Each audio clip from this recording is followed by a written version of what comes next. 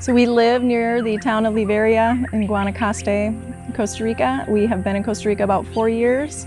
We first moved to San Jose and we went to school in the Instituto de Lengua Española in San Francisco de los Rios. After a year, we moved to Cañas, and in Cañas, it's on the edge of Guanacaste. And we lived there for 2 years, got involved in the community and started working with a lot of the churches and the pastors of the AIBC. And after 2 years, we moved over to Liberia during COVID, during the pandemic. And now we're living here and getting involved in Árbol de Vida. Most of the churches are congregations of around 50 people. Most of those families are broken families. So you've got intermarriages, you've got people that are, some of them homeless, that move around from place to place. A lot of those families, there's abuse situations within the family. A lot of the fathers are dealing with drug and alcohol addictions, mothers that are involved in prostitution, and sometimes that involves the kids. Those are the families that we work with. We saw a need on our vision trip almost 6 years ago, and when we first came, what we saw was churches that would really benefit by going and escaping where they're living and seeing what Jesus can do in a camp setting. That's really the heart of camp ministry anyway, escaping where you're living and going into an environment that's completely new, where we can remove all of the walls that we've built up in our lives and experience Jesus Christ in a new environment out in creation, and watch how Jesus just kind of melts all of these past experiences, removes some of the weight. And when we came to Costa Rica, we recognized that it's not something that most Costa Ricans can say they've had an experience with. But we also know through our experience growing up that this is a powerful ministry.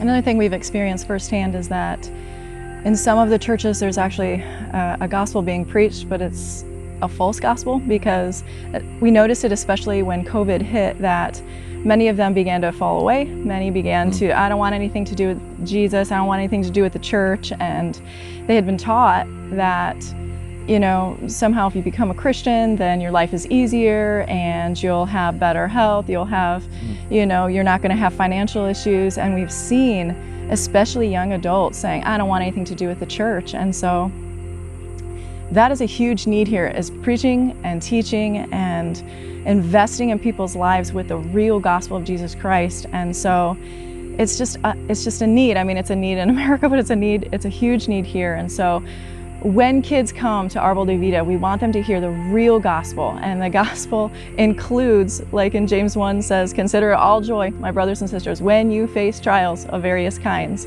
For you know the testing of your faith produces steadfastness, and let steadfastness have its full effect, that you may be perfect and complete, lacking in nothing.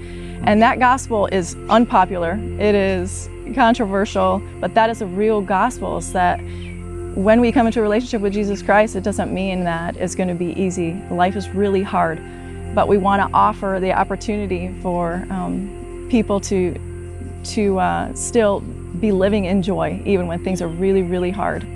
There was a lot of roadblocks to getting started. What felt like it was just a really hard start when we got to Costa Rica. Not just the cultural immersion, but our family was just trying to adjust and into this new place. We were missing our family, our church body back home. And then when we left the loud, busy city and we came out to the Guanacaste region, we knew no one. We didn't know a single pastor.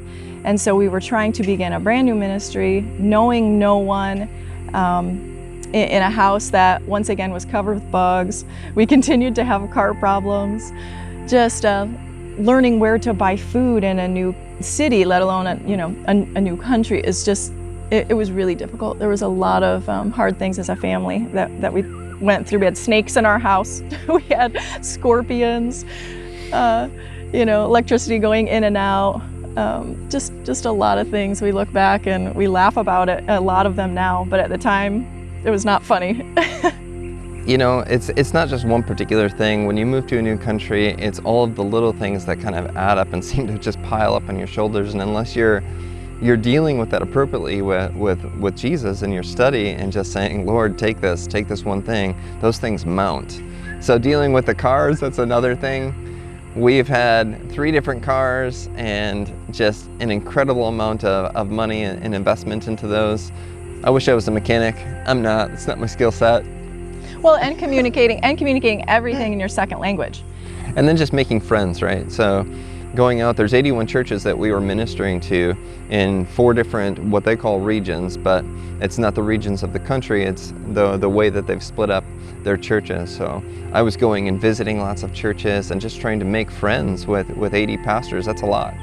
And so just in dealing with those relationships, and it takes time to build those relationships. Build trust, yeah. That was a big, actually that was one of the things, a huge benefit to COVID, was because we got to know and we got to earn the trust of the people just by taking food.